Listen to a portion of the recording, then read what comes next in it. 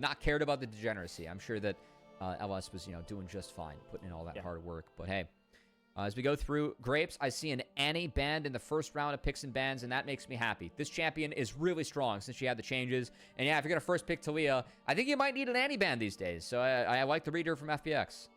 Yeah, thankfully for FPX, even though they lost game number 1, they will be again on the blue side for the second straight game. So JDG getting a slightly rare red side win this time around that gives them the advantage the rest of the way. And with that Talia first pick for Care, remember this was banned away by JD Gaming in that first phase, so they finally are going to get their hands on it. The response, though, could be that Vi, but instead is going to be the Yorick blinded here for Ala. Ala saw what Bin can do on this champion and said, yes, please. And, Grapes, I did say jokingly before the broadcast started, I'm on a plane in less than 4 hours if all goes to plan here. So I was joking. I was like, yeah, I'm probably going to be a big fan of the red side team in game 2, which... Look at that. Everyone's choosing blue side so far. Who would have thunk it? And so, if JDG do close this one out, you'll very much be in a good position for your flight. So maybe you get to let some of that bias fly out as we get in. We also could just get one of those incredibly cursed games, like game 3 of the series last time around, where it went 50 minutes and there was like 2 Barons taken back and forth, and Shadow had like the best game and the worst game ever. That would not be good for your schedule, I think. No, it would not. We get a Xin Zhao Shen locked in here for FPX. That's a very fun combo as they're going to match the top side here with a Sylas to round out this first rotation. We'll say if it's the right support picked up by JDG, potential that Shen can be flexed, but I am expecting that to be in the top lane. And this Yorick Sylas combo with the Vi, that is another really big front line that JDG is taking to maybe open up some space for Peyz. Yeah, and now the bot lane obviously will be the target in terms of the ban phase like it was in game 1, and no surprise obviously. We'll see some of those high prio, high lane dominant bot lanes banned away. The Kai'Sa specifically could add a little bit of that dive to the Vi Sylas, so not surprising to see that one here. Things that can, I think, kite away honestly are pretty good as well, given that you're playing into a Xin Zhao and a Shen. So we'll see if something like a Zeri becomes a target for FPX in this ban phase as well. Maybe. I think it's a good shot going up against Peyz, too. I'm thinking Jin as well, have some CC to play off of, and I hope there's enough damage, maybe, if Yorick joins the fight, right? With that fine Sylas in the front line with some extra love in the back. As Lucian, Ashe going to be the bans. Last time, JD Gaming very much set up for that Kalista by taking away Ashe and Kai'Sa. Wondering what they might be setting up for here, Grapes. Maybe a sneaky Caitlyn? Potentially, or a Jhin again. I've been waiting to see more Caitlyn lanes. We've seen it a little bit across different regions, and it's looked good when it has been locked in. The Zeri is banned away. I think it's the right ban. Yeah, I think could allow for a lot of peel against the dive threat that FPX currently have in their composition. Awesome. Looking at kind of what he's been playing in the last couple of weeks, when it's not Misfortune, when she prioritizes a lot, the next kind of off the tier list is that Jhin that you were talking about, Cubby, and we'll see if that does get locked in here, or something like the Corki has also been a champion that he's been whipping out every once in a while. Wouldn't mind the Corki too. I think JD Gaming with that Xayah pick, they're actually a very low range team now, so that you have the option to maybe try and play for some range or just take advantage of the damage you can do within the range of them. Corki definitely is someone that also outside the R lacks some range, but the Yorick, the Vi, the Sylas all going to play into you, and I think the idea is to be bursty here, as Corki Leona can really help the side of FPX be bursty. Would really like Leona here. Good way you're able to fish for that Xayah R. Can be really nice to take that away. But, oh, wow. Okay, actually not going to be Leona. Instead, going to be the Rel. Again, going into a pretty melee-heavy team. The opportunity to find some big Magnet Storm combos without a flash actually very real when you go up against Yorick, Vi, and Sylas. So, but that does give over, instead of a Rakan, a potential for an Alistar. And Alistar is very strong and OP, Grapes. I would still like Rakan. Great analysis. But yes, I've just gotten to the point where Alistar, he's just too strong. The ultimate is too good. You get 2 rounds of spells off. It's just a little bit too good, too strong, Grapes. So Mix is going to get his hands on this one. And frankly, do really like that JDG draft. I think their scaling is quite nice. And it's going to need to be the double globals coming in for FPX that gets them a lead and gets them going. And going to be really tough to do against a bot lane like Xayah, Alistar. Sylas as well, really tanky. Yorick, his greatest strength is you got to send maybe 3 to deal with him instead of just 2.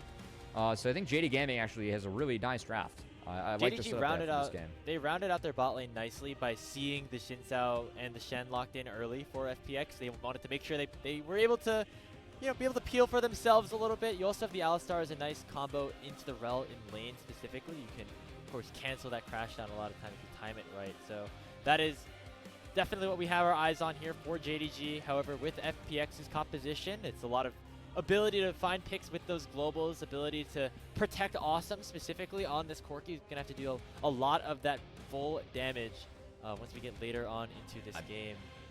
I think the big thing here is just Taliyah. Like, we've seen Taliyah just be so damn valuable, in so many games. I think Taliyah value here is very real for Care. Of course, this was banned away from Care in Game 1, Grapes, so do think there is a chance for Care pop-off here.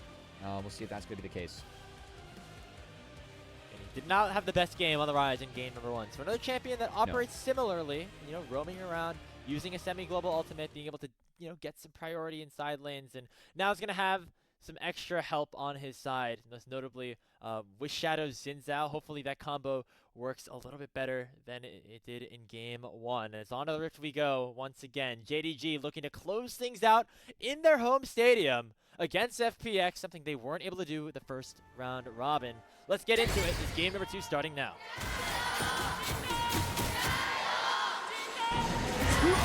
I think it's clear what arena we're in. Yeah, I would say so too, of course, in the JD Gaming home arena. As, yeah, okay, SoloQ says they like the scaling of JDG over there in China. I will say, I think that JDG can definitely hit a point of critical mass where FPX runs out of damage. I do like some of the plays we can make early on as FPX, and we'll see if Shadow's able to have a better game this time around, Grapes, because we have seen Xin Zhao be a very strong and powerful champion in many games. And Shadow definitely has the potential to get up in the face of Shun and have that jungle priority just in this raw 1v1 if he's able to play it out correctly. Yeah, Shadow, such a hit or miss player. I feel like a lot of the time when FPX win, it's because of really nice engages and nice setups for him. And when they lose, like we saw in game number 1, it could be him getting caught out, focusing the wrong areas potentially in some of these matchups. So we'll see if Shadow, as you mentioned, can, first of all, not get completely counter-jungled by Shun. I mean, we're already off to a better start there as both junglers starting on their own bot side quadrants this time around, which I think the Xin Zhao will be generally pretty happy about. Much happier. Meanwhile, bot lane, of course, FPX taking advantage of that weak level 1 of the Alistar. Jwei is not threatened yet, but of course any W should be cancelled by missing, like so. Good pulverize, but FPX also going to have control of the wave again. Early on, FPX does have a lot of strength. I just think that JDG later on, they really just monumentally outscale FPX and what they're able to do. For me, really, eyes on this Xin Zhao, eyes on this Taliyah, eyes on this Shen, this top side to see what can they get done. How can these first few casts of the global ultimates be used to get FPX going in this game? Because if they don't get going, then they're going to get snuffed out pretty quickly. You can see a little bit of the power of sheer Shen in this matchup. It's a champion that has been popping up a little bit more in priority. You get the percent health damage on the Qs, especially if you can drag that Spirit Blade through. You also can block a lot of what Yorick's able to do in terms of damage with the Spirit's Refuge. So a good lane matchup, and of course the global that it does provide, giving yourself and your teammates the opportunity to stay alive a little bit longer and you to join a fight at a moment's notice. We actually see Shadow this time around playing a little bit more on the aggressive side. He forces Shun out of his jungle just a little bit, knowing that his soul laners currently have priority. And that means he can start this red buff up, although with Scout on the way, I don't think he can finish this one.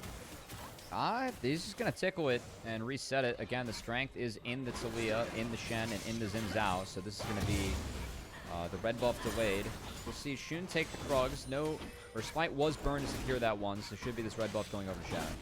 All right, so a bit of an Uno reverse card. This time around for FPX, they're able to steal away a red buff when last time it was stolen away from them. As Shun does just head back on out of there. Shadow going to be in that advantage in terms of farm, at least for the first couple of minutes. Jwei does not land the Q, so will be chunked out to about half HP as Missing and Peyz get the better of them in that trade. That was a great dodge forward by Peyz to get out of that phosphorus bomb, really helping make sure that he wins that trade and wins it hard. Again, Peyz been fantastic this split. Really not much else to say about this guy, and Of course, had that pop-off Callista clip in the last series, and it seems like he has been empowered in this one to be the carry, as it's Xayah and a bunch of melee meatballs in front of it. So Peyz is going to go off to his own devices. His team tries to wreak havoc and make some chaos, where hopefully Peyz can thrive. At the moment, the chaos that Mystic and Peyz have been able to create leads to Shun walking down here at level 3, maybe looking for a dive. Yeah, just heading straight down here, trying to lock down Awesome. Missing, going to start the tower aggro. The Falcoway is going to buy enough time, actually, for first blood to be secured by the Corki, but it should be a very easy redive, as only Missing was the one to go down, and Jwei does not have a ton of HP or a ton of damage. They're going to try to go down with the crash down. That's just a lot of DPS onto Peyz. And with that Blade Caller, will not result in the kill going over. Coming. And with the HP bars low, Jwei Shadow slash. on the hunt, and Jwei could potentially try to close that gap. However, Peyz does have both the summoner spells, so it would be a risky situation to go for the fight. And JDG will back out without losing anybody. Meanwhile, early on, we do see Sheer having a decent start against the Yorick again in this matchup. Good for Shen early. He has that W, where if you're able to create the no auto attack zone, well, Yorick and all of his ghouls / goons, they're the auto attackers, so Shen can benefit in that world. And we have seen Sheer do a decent job again of trying to make his presence felt. I feel like Sheer last game actually was quite good. I know that he went down early in a couple fights, but those equalizers were nice. Again, his Rumble was the first loss that it was handed in the last one, as did Missing really just sneak him forward in there. Okay, no, thank God. We just went on an adventure to clean that one down. That's respect. I mean, it was a Mission Impossible control board. Doesn't end up doing too much though here for JDG. Is, you know, that one just gets cleared away very easily, and then FPX are able to secure themselves the first dragon of the game. So despite that dive, taking Awesome down, it's a much better start here in game number 2. And FPX, again, they want to continue to play this one close. They feel like they are just as strong and as a team against a team like JDG, even though they got off to a slower start to the season, having been one of the 2 teams that was not in the playoffs in split number 1 that made it to 2%. They've been slowly scaling up and now able to contest some of the might of some of these super teams like JDG. And again, for FPX, I mean, this is a team that I feel like has had good direction off of Shadow. So just to see him on this inside, I need to see him start to get involved, because if they want to be able to match JDG in this series, I mean, they're going to have to play better in this game and find an early lead. With Jwei, you have the tools. We'll see if they're up to it. As Jwei looking very hard onto the Xayah, and Shadow finding this Vi. Ask, and you might just receive as they force Shun to flash away. Now on the bottom side, knowing that that Vi is not there, Peyz is chucked to 100 health. And is going to have to run underneath the start, but Care is hunting. Care has that Unraveled Earth. That should be enough to at least stop the recall, and then they can fully commit to the dive. The flick does not connect, but Shadow is here as well. Peyz in a whole lot of trouble with no summoners at his disposal, and it could just be Care running him down himself. Care's They're going to try to just get on out of here. The flash forward, and the threaded volley will thread between Missing and Peyz and take the Xayah down. Scout here steals away the Crescent Guard, but he's not going to be able to find much in a 1v4. All right, Shun's going to take some camps away from Shadow, as Shadow's going to return the favor, but overall, good play from FPX. As again, this Xin Zhao, chance to win. If you do find the Vi, Shadow have been able to find Shun twice and create some positive plays for himself and the team. The Tsuya follow-up was nice too, but the answer from Shun, he has secured that level 6, and this Shen, no TP, a little low. Sheer maybe sees it coming and actually is going to bluff his base and get out, dodge out on the dive, and make sure that he can farm this wave too. Nice win for Sheer and FPX, as FPX went out on the play. And now they still have a lot of ultimates at their disposal for potential skirmish around these Void Grubs. Shadow getting caught up by Shun to start things off. Remember, Scout's on the bottom side. He doesn't have a teleport, so he will not be able to join any sort of situation here unless he just walks his way on up. And that means that FPX are going to get full control around these grubs. It comes at the cost of maybe 2 plates going Scout's way, but you're going to take that here if you're FPX. A much better start to this early game for them in game 2. Good call and a good rotation, of course. The Shen, send the Shen down bot. Can always stand united his way back up. So with threat of Shen ult, the 5v4. No fight for JDG. They're going to give that one up. And Sheer, yeah, going to drop a wave, drop a couple plates over to Scout. I think the JDG will take that, 'cause maybe that's the best they could get.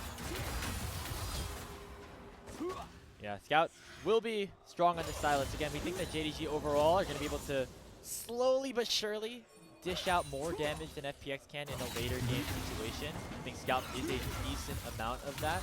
Not a ton of big damage ultis that he can steal away, but a lot of utility here with the Magnet Storm, with the Pressing Guard to block away from some of the awesomes and Peyz damage, and even the Stand United, which can be used to help keep Peyz alive, who really is the focal point for this team composition of KDG. Yeah, I'm expecting that Roa to be finished, and of course we have seen Silas play around with his build a little bit, and honestly players play around with his build and Catalyst and sitting on it, as this is quite the swap. We have the ports being used. We're shipping Shen back to the York lane and getting Kara back into the Silas lane.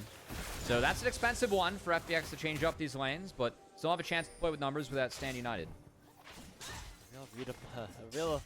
Valuable redeployment there. 2 teleports used just to get the lane assignments that FPX want. They're going to have to try to find some farm advantages here if they want to make it pay off, or at least allow for Shadow to continue to get active in this game. I think that even though he didn't contribute to a kill yet in this game, he has had a much bigger impact than he did in game number 1 in a positive light.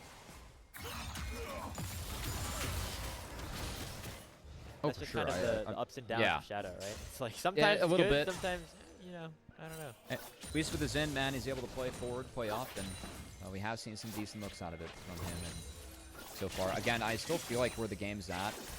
Yes, it's first Dragon, early Grubs going over to FPX, but FPX, much stronger team composition early on. They're going to get outscaled from this game by quite a bit. So I don't think this lead is big enough to really guarantee a win for them. They're going to have to push the pace and find some more plays again. Weaver's Wall, Stand United have yet to be cast outside of the one Weaver's Wall that did help with a positive play against Shun and JDG. But the next one, again, those early globals, you got to cash in on those cooldowns. FPX being patient. They're going to have to see if they can find a window. And Missing is the only one that is missing a flash, as Shun's going to be coming back up off cooldown here shortly. So, of course, there can be a big blinking red light in terms of where you want to go and punish, but FPX not able to find anything, and JDG happy with buying out their time. We do have full bot lane prio here for Care in this lane against Scout, who has just rejoined and immediately gets flicked back, and the Dragon just has spawned, and Shun's still on the opposite side of the map. So FPX going to be able to claim themselves another objective that gives them the feat of monster slaying on their side. So just one more kill or that first turret would result in the feat of strength going over to them as well. So small advantages, as we've said, and JDG I think are okay with giving up a Dragon at this point because they don't want to necessarily fight what Shadow has been able to put up on the table so far. But we're going to need more than that here for FPX. We're going to need kills. Shadow and Jwei are currently hunting for one, and Scout is chunked about 40% HP. Yeah, Kara's done a nice job of actually chunking Scout down. So find that one. Oh no, Missing! We missed the combo. That means Jwei's looking aggressive again. Those rocks can be a little funky sometimes with Alistar combo. I think Missing was trying to flash past the rocks and didn't quite clear enough space. So that's great. A bit goofy looking there. He's hunting for Scout right now, but Scout's just trying to play things smooth, calm, and collected right now. He goes forward, steals away the Crescent Guard to push Jwei back into the turret. That's going to be enough for Missing to punch him down and get a kill in supportal combat. It comes at the cost of his life as Shadow dashes in. That feat of strength picked up for FPX, but nicely done by them to at least make it a 1-for-1 trade. I mean, frankly, I think they went out, not the fact that they just secured feats, but kill onto Care, and instead Missing was the one that picked that one up. That's nice, and they're still playing out 3 lanes, right? So it's not like they're dropping anything significant. Overall, decent for FPX. Another kill on the Care. I think has been doing some decent work in the side lane, and hey, feats definitely got buffed up on this patch. Quite nice for FPX. Oh, and now Peyz going to be targeted here. He has both of his summoner spells and that Feather Storm, one of which he'll use here to get out from that 3-talent strike, and then the re-engage is pure from Shun and JDG. They get the kill on the Shadow, but now Karen's come forward with the Weaver's Wall. Shun forced to flash away. He could look for a ball breaker right back in, but with Awesome fully stacked up with that Conqueror, force Shun to back on out. But another kill finds the way of JDG as they are keeping themselves way in this game.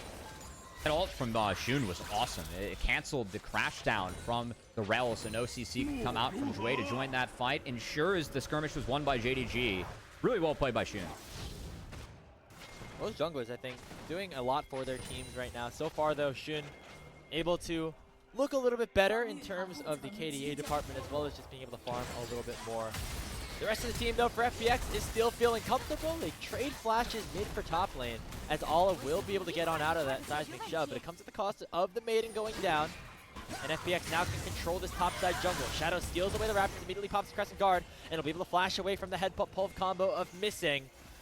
Now the target could be Jwei, but he uses the Hex Gate to get on over, and he will be out scot-free. Kind of an expensive take from Shadow, as he did lose his flash, but did snag over the camp. Do really want to praise again how Jun and Peyz played that last skirmish. Peyz is a fantastic Xayah player. And again, with his Yuntal's going for that crit build. Real chance for Peyz to pop off. We've seen some more Xayah kind of coming back into the meta. As the items that she gets build right now synergize pretty well with her kit. And really just struggles with range, which I don't think is a huge deal for this game. Just has to really be wary of the flicks. Besides that, I think Xayah actually a very happy game for Xayah to appear. So Peyz pretty happy in this one. Been very well for himself at least so far, farming up nicely, keeping himself in the advantage over Awesome. Good farm, although be it just slightly in terms of gold, I should say. Who's doing well for himself as well is Sheer on this Shen. You can see him chunking out Scout very nicely, and now we get a 1v1 between the 80 carries, and Awesome just wins it. Triforce stiff, baby. Wow, I mean, Peyz had flash. Just wasn't expecting the damage. Frankly, I wasn't either.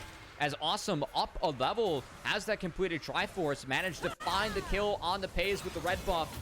Sidestepped some rockets, but couldn't get out of that phosphorus bomb as he holds the flash. And that will be rich priority for FPX as Missing, trying to get in, but will lose his ultimate. That's another tool to take it away, and another step towards securing his Rift Herald. Talk about the power of Awesome's Porky in FPX. this team competition against the low-range comp that JDG do have.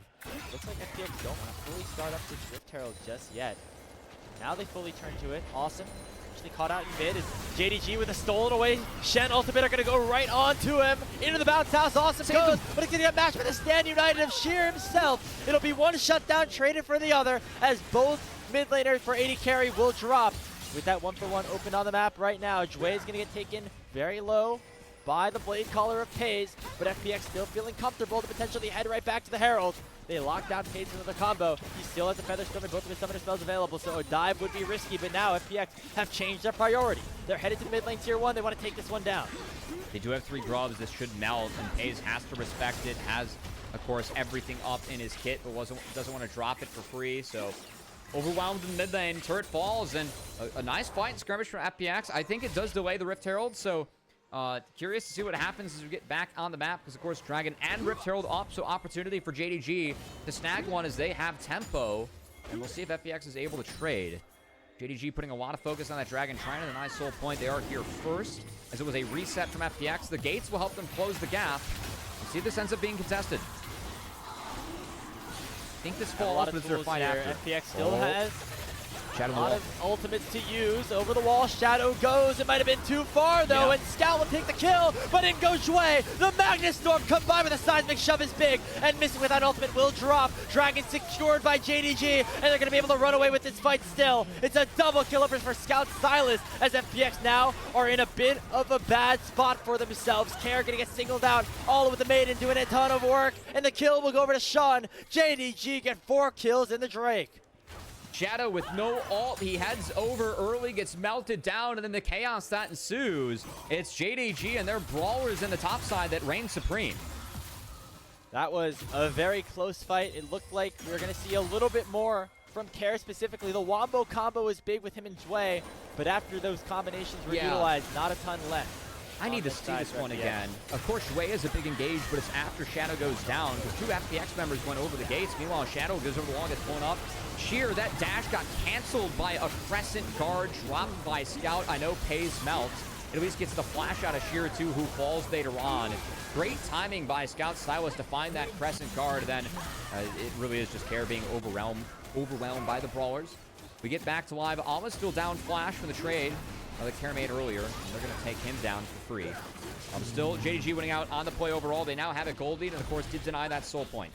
And they're going to take the Herald as well. But, remember we were talking about it. 3 members or more necessary to take a York down in the side lane at this point in the game. And so that means that JDG are able to trade very nicely on the other side of the map. Herald in their hands. They get another wave crashing into the tier 2 turret and top lane from Scout, who is really starting to get ahead in this game as well.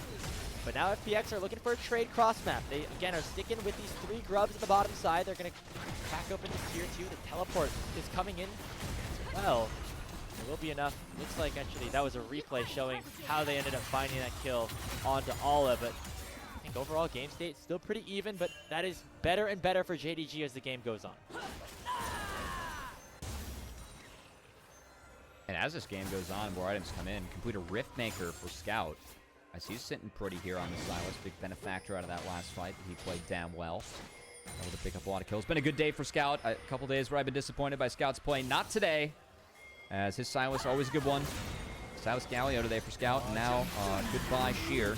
Yeah, it's going to be a great the escape orc to be able treatment. to get Hunt out of this one. Taunt on it too, but surely not going to be anything. Just try to dish out a little bit of DPS, pump those numbers up a bit. Scout's going to pick up kill number 4 to his name as he's really starting to snowball this lead, Cubby. Yeah, of course, if Stand United was cast, there was enough CC up there where, like, I didn't see the York wall being used. You can use that to actually bump people out, or bump someone out of Stand United. A lot of tools that were up and available. No cast on Sheer. Instead, he might use that in 20 seconds to join a fight. Allah. Missing.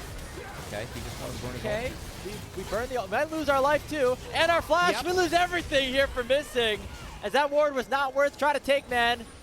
Missing goes down. Now Cameron's Weaver's Wall in a very aggressive position. He has to now flash away, and now can still get collapsed on by Scout. There you can see him scond up duck. Seismic Shovel stand away too is going to buy enough time for Shin to arrive, but the Talia will still die all the same. Shun taken very low. Jwei in with the Magnus Storm, going to try to do a little bit more damage, do a little bit more stalling for the rest of FPX to arrive, but they're not nearly close enough. And on the top side of things, Ola got a double kill. What the hell just happened? FPX tried to make 2 plays at once. They lost them both as they couldn't crack the mid lane. It really, I mean, that angle from Kara was crazy going at 1v3. You aren't York, my friend, because meanwhile, York, the Gravedigger, putting people in their own graves up top, got the help of the Stand United from Scout, and Awa finds a double kill off screen as JDG starting to run away with this one. That's going to be a big push in the top side. Otacon secured, and they could reset in time for this Dragon to try and contest it too. That was a really bad sequence of events for FunPlus Phoenix. It looked like maybe after they killed Missing, they'd feel comfortable, but Care, another questionable decision of where to place one of those semi-global ultimates. We saw multiple times with the Realm Warps in game 1. This time, the Weaver's Wall to try to save his mid lane turret when there were just way too many members of JDG there to collapse upon it. And Peyz didn't burn anything too. And yeah, that was a very, very ambitious Weaver's Wall on it. We're going to start with this one. Didn't see Scout. I think the Scout might have snuck his way on in there. And then with 3 people showing mid, we have an attempted play up top, but of course, Scout's going to steal this Stand United once it connects and then go join the fight up top. As Awa, meanwhile, trying to play this dive out 1.5 V2, only his maiden to boot. Good flash, but a lot of time and space they have to drop aggro, and Shadow gives a love tap into a flash out. Awesome's trying to take down this turret, and yeah, Stand United's not even needed here. Not even close. Scout just wanted the assist goal. Yeah, and he was able to find it as he continues to contribute Shadow here in this game too. And Shadow gets caught out once again. That should be another Dragon going the way of JD Gaming, who, let's face it, Cubby, they're starting to snowball. You might be able to catch your flight at this point. I think they've outscaled. I think my 7 a.m. flight out of LAX is quite safe. As unfortunately, Missing's the only one that doesn't like me. Which, okay, he's just going to have to reset from that. That's fine. Dragon, of course, being secured right now by Shun, so objective going to be in the hands of JDG as they continue to build this lead. And the scaling they have, I mean, very much favored on their side for me this game. It's going to be really, really difficult to deal with, you know, this front line and getting to the Xayah. As Peyz plus Beefcake's quite big. We're going to get a replay, bottom right, of how this one started. Oh, Crescent Guard going to be... Oh, my goodness, Scout. That is nasty. Scout came to play today, guys. That was disgusting. And Scout has not come to play for some of JDG's series as of late. I think he's been a large part of their struggles, even though, again, it's a player that we've really thought highly of for years. Obviously a world champion, and now on the Silas and in a Galio in game 1, it seems like he's starting to come back into form towards the end of the regular season. I agree. He got the melees, you know? It's just Scout. Maybe he's just protesting non-melee champions. He's playing he's popping off on the melees. Yeah. I mean, I think the problem is sometimes he plays the mages like he's playing in the range champion. Yeah. Try to flash in on somebody. Try to take a wave that's not his under a turret. Yeah. I can play this side wave. You aren't a Kali, my friend. I'm sorry. It's happened a few times too. No dashes when you're playing Victor. Yeah, you can't shuriken on out as Victor. So. I mean, if Scout can look like the way he's been looking right now, that is a great sign here for JD Gaming, because a lot of their struggles, a lot of the reason that they're 5-6 in their last 11 series, kind of because of him, to be frank. I mean, on our broadcast, we've been compiling highlights, or lowlights, I should say, of Scout getting continuously caught out. Again, kind of just as a surprise for people who maybe haven't been watching a ton of the LPL this split, tune in for a game every once in a while. This guy has not been really performing, but now he's truly come to play, and he's, in my opinion, the MVP of the series overall. If you know, the results hold and it is a 2-0 eventually for JDG. This has been a really big series for Scout. I know Carrot might have quickened his demise with a couple of semi-globals taken that were a little bit deep, unfortunately. So might have helped Scout look good at times. But no, Scout's been really big, especially in this game. A big playmaker for his team. And to see him have a big series like this has been nice. Also, Awa. I think Awa's been a little bit suspect the last couple of outings, too. This York game has been really good for him. Good to see. And again, we're in a state where right now JDG, I think, monumentally outscales FPX. I just don't think that Talia control and damage matters, especially when Care is down 3 levels to his opponent. We're going to see FPX, I think, get taken down. So, Grapes, I'm going to get a little bit off topic. We need York skins. York is a champion that has not been this popular for years, all right? That is true. Yeah. I feel like he has some decent skins, though. Am I wrong? He does, but we need one where, like, I need my Lord Yorick, or, like, my Lord Yorick, so then you can be the maiden. It's maiden and my Lord. Oh, that's... Yeah. Some banger voice lines That's a little too millennial core for me. I'm not gonna It is. I mean, if there's ever, you know, if we ever go the Fortnite route, I need, like, Lord Farquhar Yorick from Shrek. Yes, and then again, like, your emote is just number 3, my Lord, and you just spawn the maiden. You spawn, like, 3 different maidens from the portraits. Okay. I'm more behind that one. I like the kitten. I like the kitten skin. I think that one. Yeah, that one's fun. It fits York really well. So, or whatever it is, Jama Guardian. We've seen anyone's legend use the panda chroma too, like the mascot on the rib. Pretty awesome. Big fan of that. That is true. I mean, when this champion first got picked here in LPL, I was like, oh god, like, what is it? What is that thing? What is the ulti called again? Oh, I think it's like a little ghost thing. Well, it looks like FPX have been kind of playing stall mode as well, because they just let a Baron go over for free as JDG able to pick that one up, and now fight completely has erupted here. Scout with that stolen away Magnus Storm already locking down Jwei. He's going to try to crash in, let the Shen arrive. Bashir does not be able to join the fight. It's the Rel that just dies before the standing Epic channel can fully be completed. I think Ala might have been able to help in terms of canceling that as well. It could come at the cost of the Yorick going down, and Sheer will get a solo kill, but it comes at the cost of a whole lot more from JDG. Yeah, why they Rel ulted, or Shen ulted the Rel, I'm a little bit curious about that. Was a really nice reaction from Peyz, who did go airborne before. That's a really nice buffer from Shun, and that's going to allow for Care to go down for the 3rd time this game. JDG, they pick up the Baron. They have a 7,000 gold lead. They're going to reset and try to break open the base even further, put themselves in a great position to sweep. 20 seconds till or 15 seconds till their 3rd Hextech Soul now, too. Hextech Dragon, which will lead the Soul point. Yeah, the train continues for JDG as Grapes and I were tossing around Yorick skin ideas.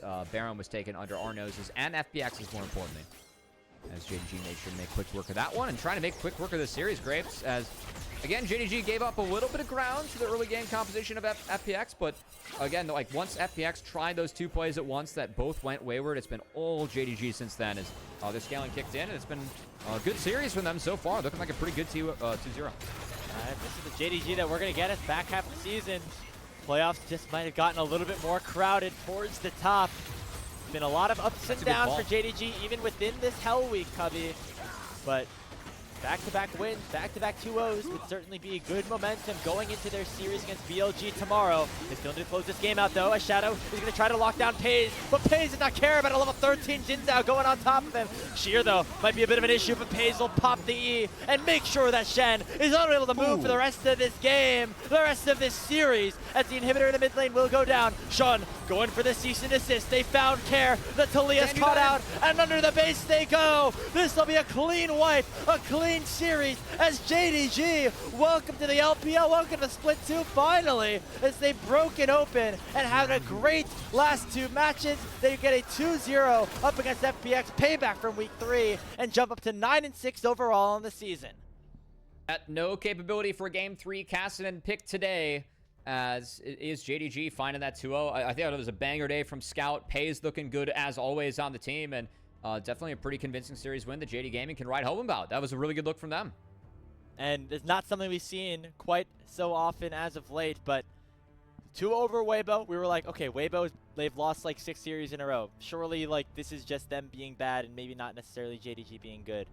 But now, another 2-0 here against FPX, who, you know, we were expected JDG to be the favorites, but I would not have been surprised at all if this was a more competitive series. But there were definitely mistakes made by players like Shadow. I don't think he had a great series. I don't think Care had himself a very good series either. But JDG, I think, played pretty clean overall given their circumstances. And a lot of people stepped up, most notably the mid-jungle and Shun and Scout. Yeah, I mean, again, I think Shun's been really playing well for JDG throughout the year, but Scout had some up and down series. I think this one, you called the Grapes MVP of the series. I got to agree with you. Looked really good for both games. And for me, that's a member that JD Gaming, if they want to be competitive in the LPL, we have some fantastic mid laners that you have to go through if you want to hoist that trophy. And if your mid laner is not performing, sometimes that's enough to just decide a playoff series in a best of. So see Scout, of course, 2 weeks away from playoffs, take a step further for his team to help securing the play-ins, or avoiding play-ins and actually making playoffs proper. That's a good look for JDG. And again, just getting a little bit of distance away from Invictus Gaming, who play later today. They're going to need to win their series against NIP in order to hold serve and make sure that they're still in the running to jump JD Gaming eventually in terms of match score. Of course, still relying on JDG dropping a couple of series on their own. As for FPX, again, we've seen some ups and downs from this team, but this is now 4 straight map losses for them after that 2-1 versus Anyone's Legends, and it's come against teams that, you know, I think overall have had their ups and downs. JDG, again, have had struggles throughout the back half of the split. They just, of course, lost a series to Ninjas in Pajamas as well, and they wrapped their season up in a couple of days with series against Weibo and IG, who will be very big tests for them as teams that they could potentially try to leapfrog towards that bottom pack and towards that middle of the standings. I gotta say, like, someone's got to win between them and Weibo, as both those teams kind of on skids right now. So definitely something they have to look out for. Meanwhile, speaking of IG, of course, they play next, and I think that you hit it, Grapes. JD Gaming, of course, sitting at 4th in our standings. There was a 6-game gap between them and IG. That 2-0 gets them a series win over IG, as well as builds that lead to +8, as IG is sitting at bang even 500 in that 5 seed at the moment. That's definitely a small win for JD Gaming, as they, again, took a big step forward towards securing that top 4 spot. And I feel like it would have been nice to have like a full definitive statement on how this Hell Week for JDG has gone. But there's just been too many ups and downs. I feel like it's almost impossible to really lock down exactly how we feel about how this 5-game stretch for them have gone, right? It's been losses to teams, you know, like Top Esports, followed by wins here against FPX, and, you know, back and forth they kind of go in this situation. This series against BLG tomorrow is going to be very important for them. I think if they win that, that puts them almost in an assured spot for that top 4. Okay. But if they lose it, things are more at risk for them. Okay, I like that for JD Gaming, if you're a fan of him, or them, I should say. Again, top 4, dodge out on the plans. If you are one of those higher seeds, I think going up against those group Nirvana teams, probably favored, right, after competing in Group Ascend, but never know what can happen when you have to play a do-or-die best of, so to dodge out on that would be good. And again, JD Gaming, a couple good looks today. I really feel like the draft they had in Game 3, again, could reach a point of critical mass that was pretty tough for FPX to deal with. And we did see FPX like actually utilize some early lane priority and leads to try and do stuff, but Shadow wasn't able to convert that to anything significant. There were 2 plays attempted at once by FPX. Then once that was turned around by JD Gaming, it's really felt like a one-sided game. Yeah, it's been I don't know. Not the best look for FPX. I will say, awesome, Sheer, you guys did okay. I don't want you to feel too bad about how this series went. I feel like a lot of it was the rest of the members here for that squad. Is again, this team, it feels like it's really live or die by what the mid jungle is able to do. Specifically Shadow, who I think had some better moments in that game too. but things started to fall apart. He got caught out more and more. I think a lot of that is credit to what Scout was able to do on the side list specifically in terms of finding cutoff points for their engages onto the Xin Zhao, but still some awkward decisions that FPX are still going to have to try to really iron out if they want to be in a position to qualify into that playoffs over, a team like Weibo, a team like WE.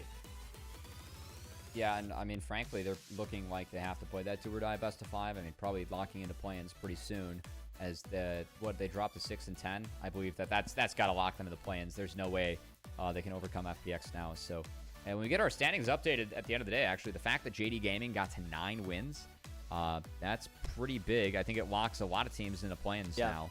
So FPX are officially out alongside Yeah, same WE. with Team WE. They're officially out, can only get to 8.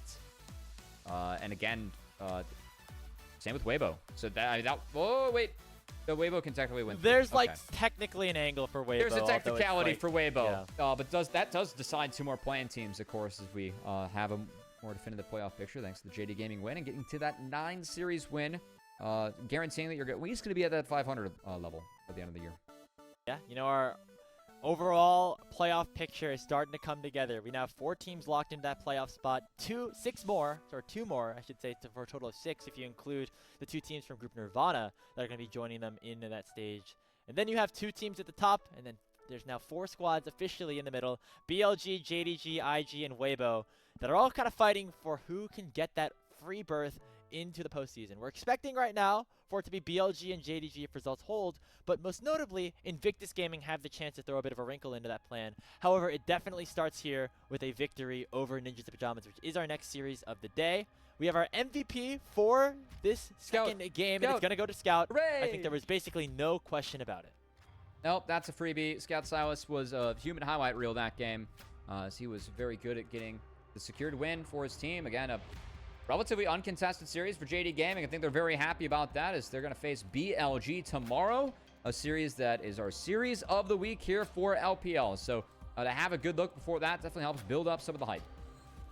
Yeah, if Scout looks like this in that matchup against Knight, who's been looking like one of the best players in the entire league, oh man, that is in for a treat here for that matchup. So I mean, we've been previewing it a lot, but you're going to want to tune in here in just about 24 hours time for that best of series. But Cubby, we have made it to the end of this best of 3 2-0 in favor of JDG over FPX. Enjoy your flight, my friend. Enjoy all the travels that you'll be going on this weekend. But yeah, that's going to do it here for this one. Yeah, this was fun. I am glad I don't have to sweat out the next game, as of course I fly out in 3 hours and 10 minutes from